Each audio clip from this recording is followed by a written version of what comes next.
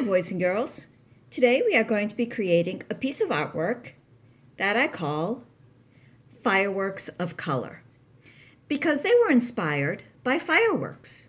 We are going to be working with color, and we'll talk a little bit about the color wheel, the different color stories, because we are going to be creating a radial pattern, which is a pattern that starts from the center and works its way out. And you will be creating something that looks like this. So now to get started. So I have here with me my paper. I have crayons. I have markers. I have colored pencils. And I also have pens. Any of these material would actually work well with this project. So we are going to start by talking about a pattern. A pattern, we know, is a repetition of objects, colors, and one of the things to understand is it needs to repeat 2 or more times. So I'm going to start here with my paper, and I'm going to start with I'm going to use markers right now for this particular project. I'm also going to show you what it will look like if you decide to use crayons, because depending on the material you'd use, will kind of change the feel of the finished product. And this is kind of a fun little lesson to kind of play around with color. So I'm going to start by using my primary colors. So we know our primary colors are yellow, blue, and red. So to start this, because it is a radial pattern, I need to start, I'm going to look at my paper. I want to start not quite in the center, but slightly off center. So I'm going to start by placing a dot. And then around this dot, I am going to be placing lines of color. Okay? So you can make your lines straight. You can make your lines curved. But one of the things you do want to do is put your lines close together. So I have my red, I have my yellow, and I have putting down my blue. Now this is the beginning of my pattern. It is not considered a pattern until I start repeating my colors. I can do my colors, I can overlap my colors, one on top of each other, if I so choose, or I can just keep them separate. And these are just long lines. Again, I can use curved lines. And it is important to make sure your lines are close together. Okay. And you can use your patterns over and over again. Just because I created a primary color pattern doesn't mean I only have to do it once. I can do it multiple times. So now if I take a look at this, what color do you think comes next? You are correct. Yellow is the color that comes next.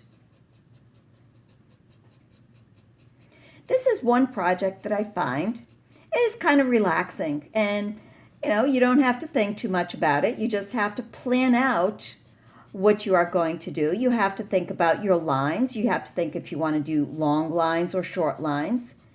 The first one is the easy one. Then after that, you have to think about where you want to place your next one. And I want to place it close enough where I can, what I call, quote unquote, overlap them. Okay, and blue is next. Now, once I put my blue, then you can see that each color has been repeated twice. So I can keep going if I so choose, or I can create another pattern after this one. And that's what I'm going to do. I am going to create another pattern from here.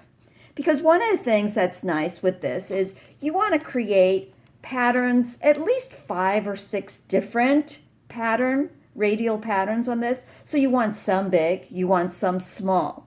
Now, if you notice, I kept my markers with covers off just to make it a little easier, but you don't need to. So this was a 3-color pattern. So I don't have to always do a 3-color pattern. I can do a 2-color pattern. 2 and 3-color patterns in this project works well.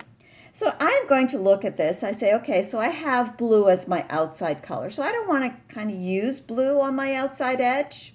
So I'm going to use complementary colors for the next one. And I'm going to use orange and purple. But is orange and purple complementary colors? No. I'm glad you caught that. orange and yellow are complementary colors. They are opposite each other on the color wheel. Okay, so if you go back and you look at the color wheel, okay, you can just rewind the video, you will see that yellow is directly opposite purple. So I'm going to start with my yellow in the center, and I'm going to start here in the corner. So this is not going to be a very large pattern. It's going to be a little smaller than what I just created. All right, so there we go. I'm going to start. And some of my lines are a little far apart, so I'm going to actually put some lines in between, so this way they're not too far apart.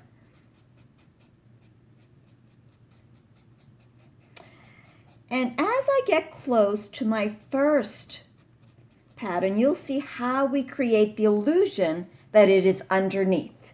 Okay, let me turn it a little bit so this way you can see it just a little bit more. So now if you take a look at this particular line, it hits that wheel that I started.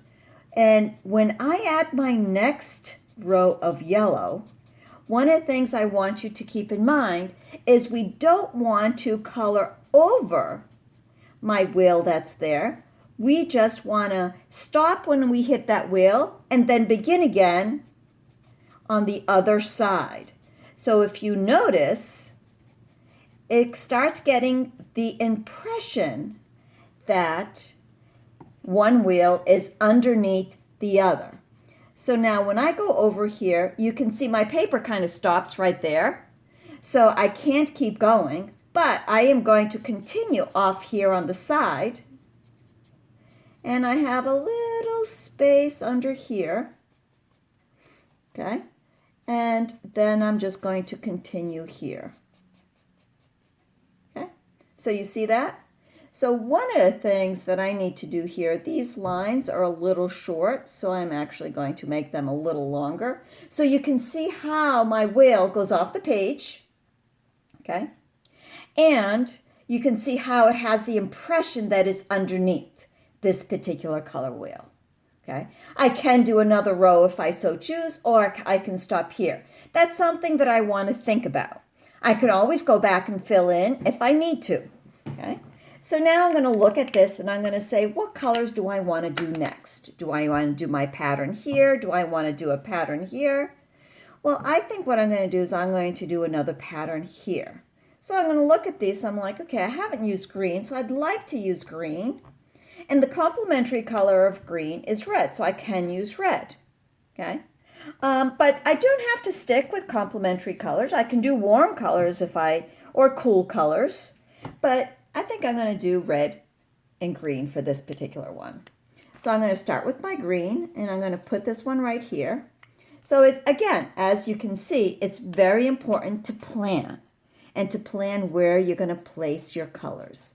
And again, by the time I'm done with this particular color, it will be underneath both of these wheels that I have just created, or both of these patterns that I have created.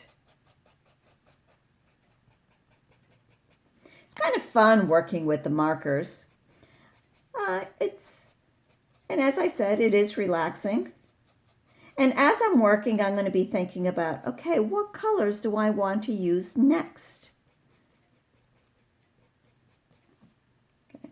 So now take a look at where I'm going to place my yellow. I have a little open space here, and I have open space all the way around. So I'm going to start here, and I'm going to be filling in my lines. And as I go all the way around, do you hear that sound? That's the sound of my markers on the paper. So I get to here, and all of a sudden, these are touching, so I can't put any color in there.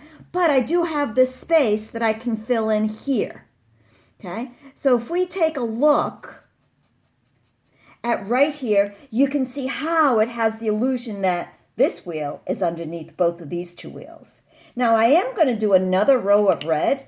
And the reason why I want to do another row of red, because I do want to fill in the gaps right here. Now, one of the things you can do is you can start making your lines a little bit longer as you work out your patterns. So I am going to, for this one, I'm going to make my lines a little longer so it kind of fills in that space. And I just need to make sure that the lines on this other side are also a little bit longer. And again, you can have some long lines, some short lines, and there we go. And fill in that space right there. Now, if I need to, if I missed a few spaces, I can fill in my green here. All right, so there we go. So you can see, if you take a look at this, I have 3 wheels so far.